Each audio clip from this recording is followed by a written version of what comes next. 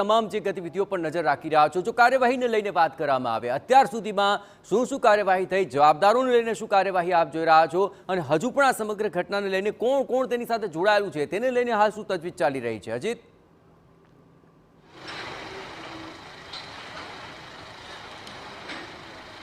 જો જયેશ વાત કરવામાં આવે તો જે ખાસ કરીને અત્યાર સુધીની જે વાત છે તેમાં 10 લોકોની અટકાયત થવાની વાત છે અને તેમાં કર્મચારીઓ છે કે પોલીસ પાસેથી વિગત નથી મળી રહી કે માલિક સહિત કોની અટકાયત કરવામાં આવી છે. હાલ પોલીસ વિભાગ દ્વારા એક્શન લેવામાં આવી છે. હાલમાં તો તમામ લોકોનો એક જ ગોલ છે કે આજે અત્યારે હું તમને દ્રશ્યો બતાવી રહ્યો છું કે જે આ કાટમાળ છે, જે બળેલો, જે આ સમગ્ર ગેમ ઝોનનો જે કાટમાળ છે તેની અંદરથી કોઈ વ્યક્તિ અંદર મૃત નથી થયેલ, કારણ કે જે રીતે આગ સેકન્ડોની અંદર લાગી એટલે એવી શંકા છે, જે શક્યતાઓ છે કે હજુ પણ કોઈ વ્યક્તિ અંદર બળીને ખાક થઈ ગયો હોય, તેના અવશેષો મળી જાય અથવા તો કોઈ પરિવાર પાછળથી કોઈ આવે અને કોઈ મુશ્કેલી ન ઊભી થાય તેના માટેનો એક પ્રયત્ન છે. અને હાલ આની અંદર જે રીતે રાજ્ય સરકાર જે રીતે એક્શનમાં આવી છે જયેશ, તે માટે તેને લઈને ચોક્કસપણે કહી શકાય કે ચોક્કસપણે આની અંદર આકરામાં આકરા પગલાં લેવાશે. પરંતુ જે હાલની રાજકોટની મહાનગરપાલિકાની જો વ્યવસ્થાની વાત કરવામાં આવે તો જે 4 વર્ષથી જે ગેમ ઝોન ચાલતો હતો તે કોઈ પણ સરકારી ચોપડે તેની નોંધણી નથી, ફાયર બ્રિગેડની એનઓસી નથી. આટલી મોટી બેદરકારી કઈ રીતે ચલાવી શકાય? આની અંદર માત્ર જવાબદાર અધિકારીઓ. અજીત જોડાયેલા છે અમારી સાથે, તપાસ અધિકારી અજીતભાઈ આપણી સાથે જોડાયા છે, આ સમગ્રમાં પ્રતિક્રિયા આપી રહ્યા છે, સાંભળીએ.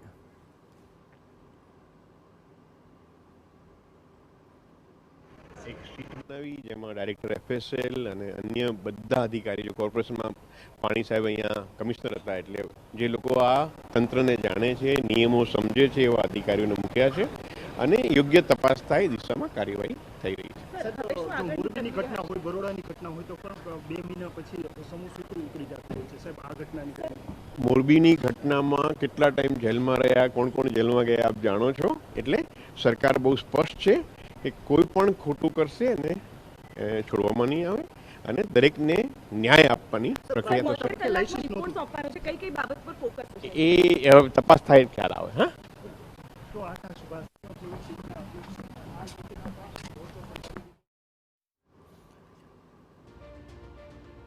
તો સમગ્ર મામલે તપાસની વાત તો થઈ રહી છે કે કોઈને પક્ષવામાં નહીં આવે, પરંતુ અત્યાર સુધીમાં જે ખામીઓ રહી તેને લઈને આખરે જવાબદારી ક્યારે નક્કી થશે તે સૌથી મોટો સવાલ છે. અજીત, આ જ મુદ્દે આપની પાસે આવી રહ્યો છું, કારણ કે આ સમગ્ર મામલે ફાયર એનઓસી નહોતી તે સૌથી મોટી ત્રુટિ છે.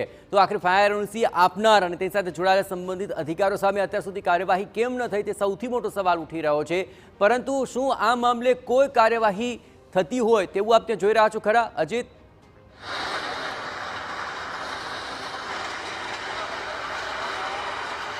જયેશ, વાત કરવામાં આવે તો જે રાજ્ય સરકાર દ્વારા જે સીટની વ્યવસ્થા ઊભી કરવામાં આવી છે, જે ટીમ બનાવવામાં આવી છે, એ ટીમની અંદર જેના મુખ્ય હેતુ જે વાત કરવામાં આવે તો કયા સંજોગોમાં અને કયા કારણોસર આગની બનાવ બન્યો તો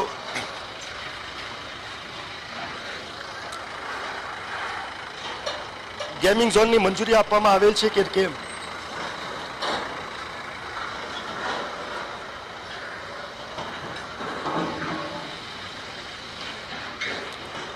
જયેશ, આની અંદર જે સીટ દ્વારા જે અમુક તપાસ માટેના જે આદેશ આપવામાં આવ્યા છે તેની વાત કરવામાં આવે તો કયા સંજોગોમાં અને કયા કારણોસર આગનો બનાવ બનવા પામેલ છે? આ ગેમિંગ ઝોનની મંજૂરી આપવામાં આવેલ હતી કે નહીં? ગેમિંગ ઝોનની મંજૂરી આપતી વખતે કઈ બાબતોને ધ્યાને લેવામાં આવી હતી?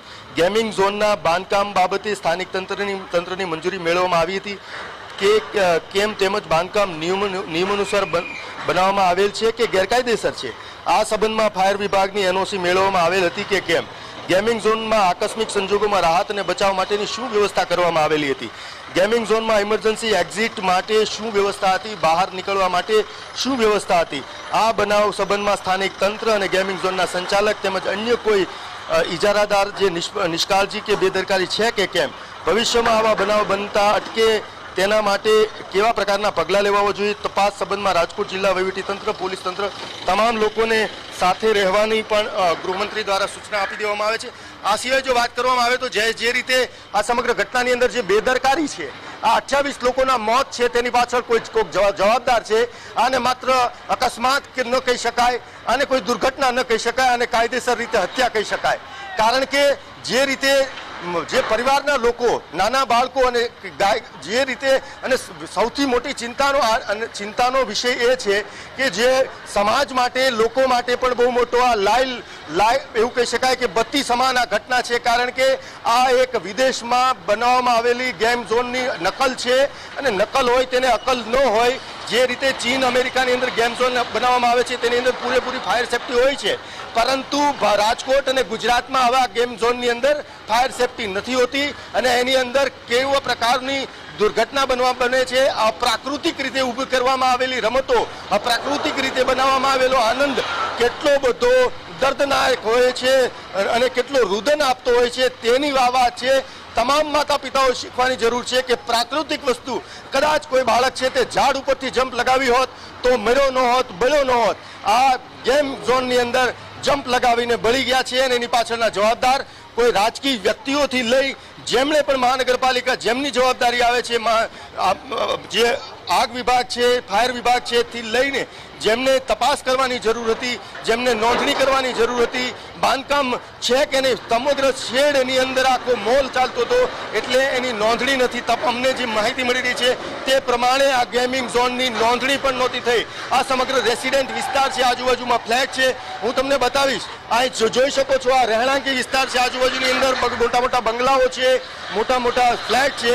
ત્યારે આવા વિસ્તારની અંદર આ પ્રકારનો શેડ બનાવીને નહીં બાંધકામ તો શેડની અંદર 2-2, 3-3 ફ્લોર કેવી રીતે બનાવી શકાય?